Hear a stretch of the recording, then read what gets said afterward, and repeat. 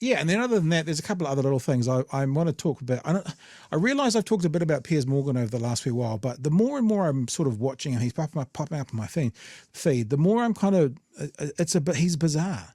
It's a bizarre situation that he gets on these people to have like a panel conversation. But like I put up that the thing the other day, I don't know if we did it on the show or I did it on Twitter, where like a 23-year-old basketball analyst who's voted in one election was talking about, in my lifetime, this is the most serious election there's ever been. She's a 23-year-old basketball analyst who's voted in one election, and she's giving us her lifetime experience, whilst there's like 60-year-old men off to her left panel who have been talking politics for 40 years, but she's giving us her lifetime experience of voting in elections after voting in one. So it's a strange thing. He's probably trying to do almost what all of us in sort of independent news are doing, because you do see people talking on his show who are podcasters and independent news people. So you see people not coming from the CNN studio to there. It's from their setup like this, which is kind of cool, but it's also very commercial. And I don't know, there's a strange mix in podcasting and the kind of thing that we're doing. And then to put that into a $1 million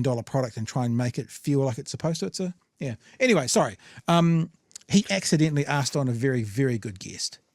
It was a mistake, because whilst he tries to put himself out there as I'm just a journalist, his framing is always pro-Trump. His framing is always pro-Israel, no matter what he says. And he got Brian Tyler Cohen on, who we've had on the show clips a few times before.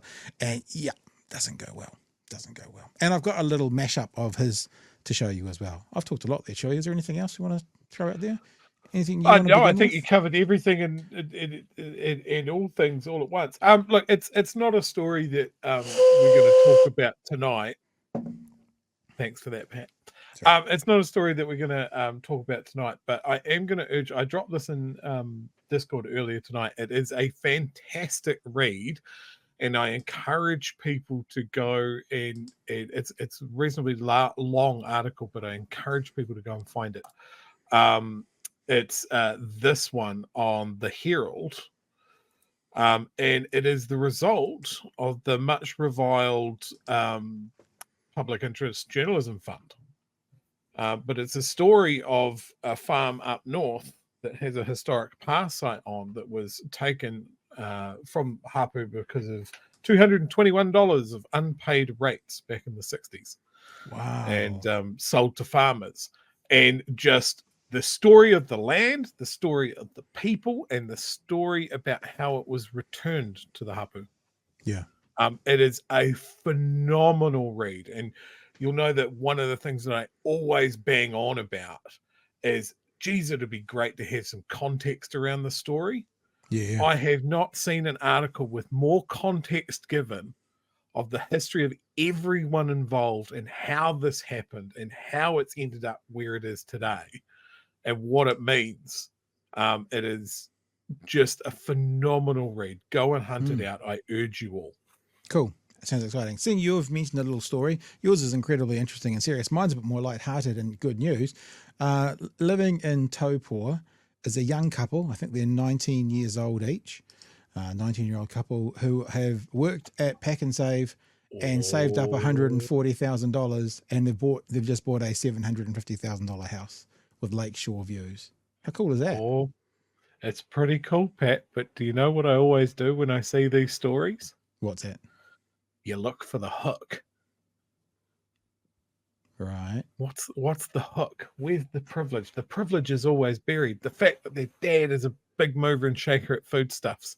It's right at the end of the article. He also, he's also as a property from them. He also has a property investor. He said that they say in the article, I watched it, that he owns several of his own houses. But and they live with their parents for $100 board a week. Like, good on them. They have saved a phenomenal amount of money. 140 grand. That was their deposit. But you can't do that without some serious help. Yeah, and also we don't know how much of that 140 grand is a gift from a parent or whatever as well. But still, you know, we always talk about the other side of it. We always talk about the no one can get into housing, no one can do it, no first home. You know, yes, I agree with you. Chewie, look, the reason I own a house today is my dad had the capacity to lend me $35,000 for a deposit for the first house, which we paid him back, but then that appreciated to the next one, that appreciated. Without that, to be really fair, I'd probably still be renting. So I acknowledge that's happened with me and it's probably happened with them as well, but it's still good to look at them and go, now they've got to work hard to keep it. And yeah, they seem like they're savers, and 19-year-old couple going for it. Kudos. I'll tell you what we'll do. We're going to have a look at also another story about Oranga Tamariki today and the Abuse and Care Commission or inquiry, because we're being told that more children are being uplifted by Oranga Tamariki today than almost ever before. It's kind of a strange thing when we talk about abuse and care, what used to be. But if the system's not sorted out now and more kids are getting uplifted as we speak, then that's a concern as well. We'll do that second, because if Harry's due to be to us 9:30ish, then that might lead up into then having a talk to him about it. So what we will do to start off with, Chewy, is let's do this conversation around Mr. Piers Morgan and his show. Mm-hmm. So Piers had a couple of guests on. They had, what's her name? Nazi Barbie? Probably not fair to call her that. But she is, I keep forgetting her name. What is her name? I can't remember. It'll say it as it's going through. Oh, there we go. Tommy Lahren, who is, it's been a while since I've heard from her. Yeah. She used to be the Fox News darling, and then she mentioned some kind of comments about, abortion. It should be a woman's right. And then all of a sudden she was deleted from the conservative talk, I think. But what I wanted to show you her comments first, because her comments is what the right is doing in America at the moment. The right in America at the moment are losing their mind over Joe Biden not running. And I was watching a podcaster, Florentini, I think her name is, and she said in another one of these conversations, isn't it tough for the opposing baseball team when they put a new pitcher in, and they complain because they'd spent all their time prepping for a right-handed pitcher, and then they put a left-handed pitcher in, and all their plans go out the window. And of course, none of this matters because no one is the nominee until after the convention. So it doesn't matter what they were preparing for, and they're all saying it's wrong. And impeachment articles have been pulled up against Kamala Harris and all sorts of things. But I wanted to play hers first, just to show you. It's not very long. Hers only about 60 seconds. This is what the right's doing at the moment. I don't know how they think it is a winning formula, but they're basically screaming, that's not fair. Joe Biden should be running. That's pretty much all they've got at the moment.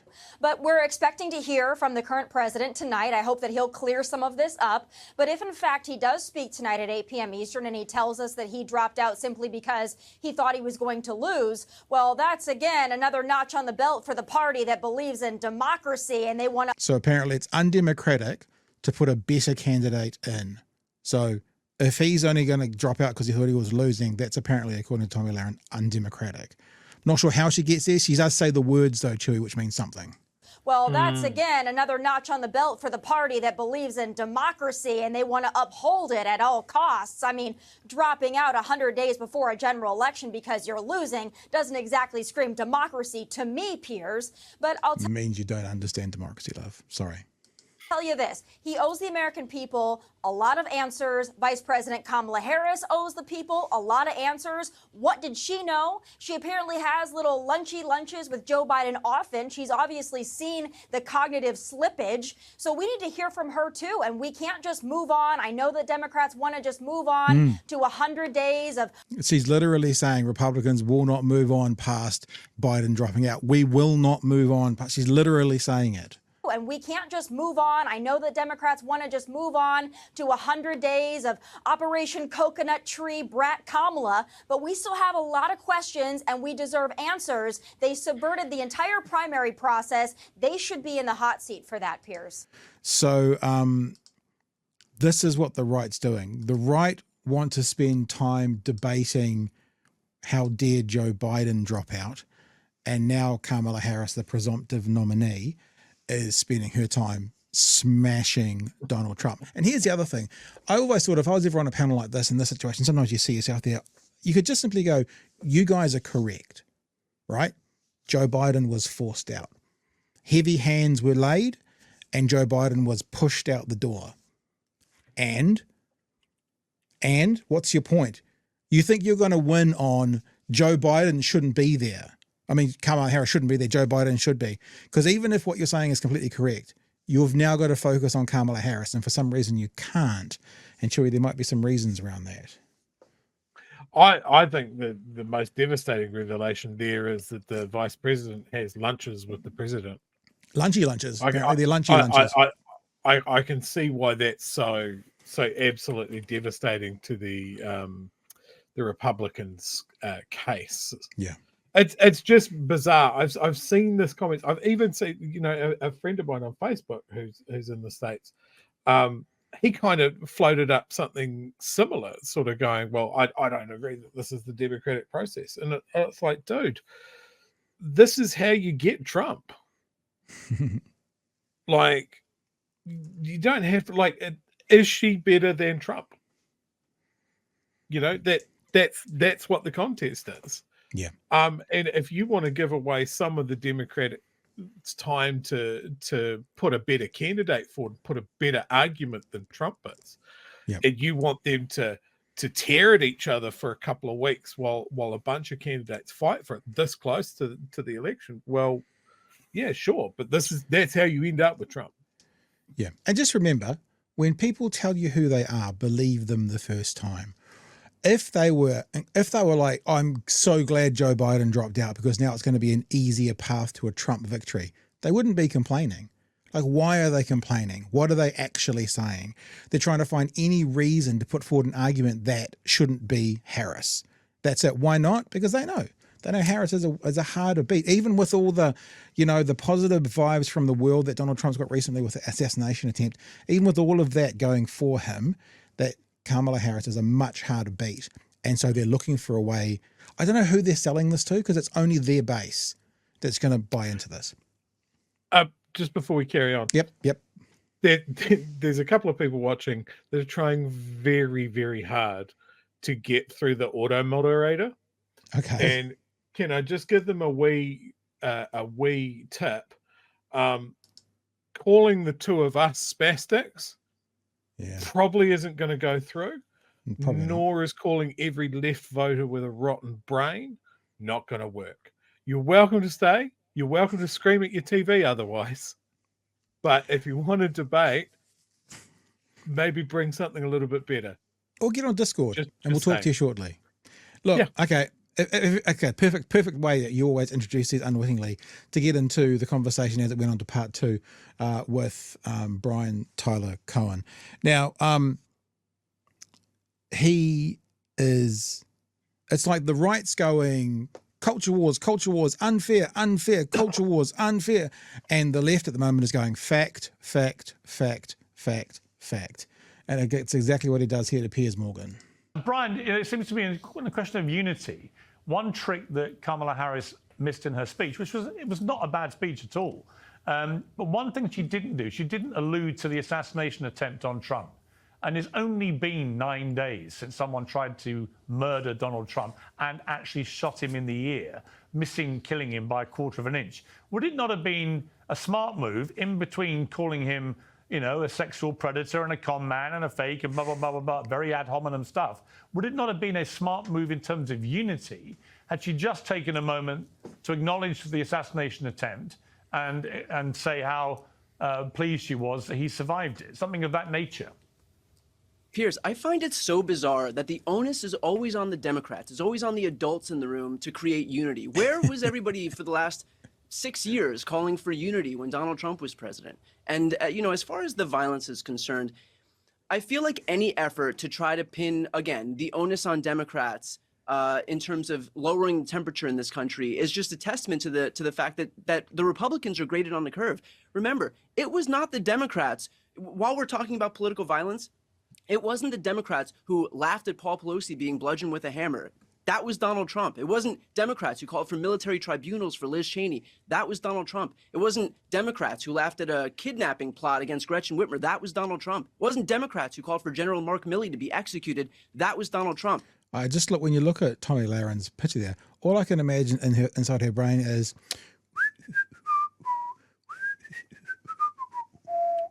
that's all I can imagine, all I can see.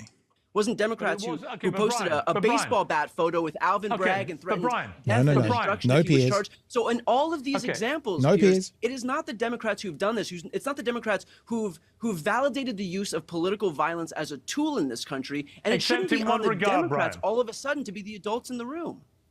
All right, Brian, to a point, Lord Copper, as we would say in the UK, right? It is the Democrats who for 8 years have screamed that he's Adolf Hitler. That's fairly violent rhetoric. It's actually not true. We showed this. It's not true. Like mostly this is coming from podcasters, comedians, and announcers are likening him and his actions and the words he's saying to things that Hitler said. Right, that's mostly what it is. Whereas on the right, it's all the Republican lawmakers, or the governors and senators who are calling people on the left groomers and pedophiles and stuff. So this is a line from Morgan that comes out several times, and it's infinitely inaccurate. You're comparing him directly no. to an Absolutely absolute genocidal maniac if who Donald murdered Trump, 12 Piers, million people, including 6 million Jews in a Holocaust. So when you do Oh, that, come on, that is Piers, violent get off rhetoric. it. Piers, if Donald Trump acts like a fascist, it is not the Democrats' fault for calling him a Well, fascist. you're saying he is, That is he his is behavior. Hitler? He is Hitler? No, absolutely not. But I'm saying he does act like a fascist. He does want to consolidate power in the executive branch. He does want to send the military into American cities. He does So want you have to no terminate problem the comparing him to Constitution. Adolf Hitler? Just doesn't listen. I am calling him a fascist. That's what I'm doing. So he just doesn't listen. And like, what can you say? And yes, I saw someone there say MAGA Barbie's looking well pissed. You know, when you accidentally get the wrong guest on, and he's done it several times, that's what comes of it. I want to show you one other thing, Chewy. I made this today. You know I made it because it's got our branding on it. This is a compilation from 2 shows of Piers Morgan. It's the one, whatever his time is, the one that was yesterday's and the day before. See if you can hear, it's quite subtle. See if you can hear over these 2 shows, and just watch how many times this imagery comes up. I think it's 4. Who he's trying to get the attention of and where he's trying to get clout from. You ready? Okay, Vinny Ashana, Donald Trump rang me on Saturday night. I just got to New York. I did a hit on Fox News. He was watching it. But they still didn't do anything. And they allowed the president to walk out. I spoke to Trump on Saturday. And, I mean, I spoke to him on Saturday night. But when I spoke to him, he was, I got to say, icily confident. You know, he was very candid about that when I spoke to him on the phone. You know, I spoke to Donald Trump on Saturday night after he appeared at the comeback rally after the assassination attempt. But as he said to me on the phone on Saturday night when we spoke, in terms of his campaign, obviously, and he said this to me on Saturday. I know it was subtle. It was hard to pick up on. But did you kind of get that it seems that perhaps Piers Morgan is trying to attract a particular base to think he's sort of cool because he's not an unbiased journalist in the middle. He sets and frames things always to benefit the GOP, and on the other arguments to benefit the Republic. That was 2 shows. How many times he said it? And if you notice the screen that had Cenk Uygur in it, I think he said it 4 times in that conversation that he spoke to Donald Trump on Saturday night. Do you get the vibe? Is it like, do you see what's going on? Yeah, absolutely. I wonder what ear he held the phone to, by the way. Yeah. So poor old Piers Morgan, it's almost like he's trying to make independent news, but he's doing it with a very large budget. And I know it sounds weird to say, but it doesn't seem to really work. You know, it's like he got all these people swearing and yelling and making like podcasters do, and then you've got the BBC, proper BBC kind of, you know, not these BBC, but you know what I mean, voice trying to pull it all together. It's like putting Lord Sumption into the circus ring and trying to corral all the lions. It just doesn't work. Doesn't work.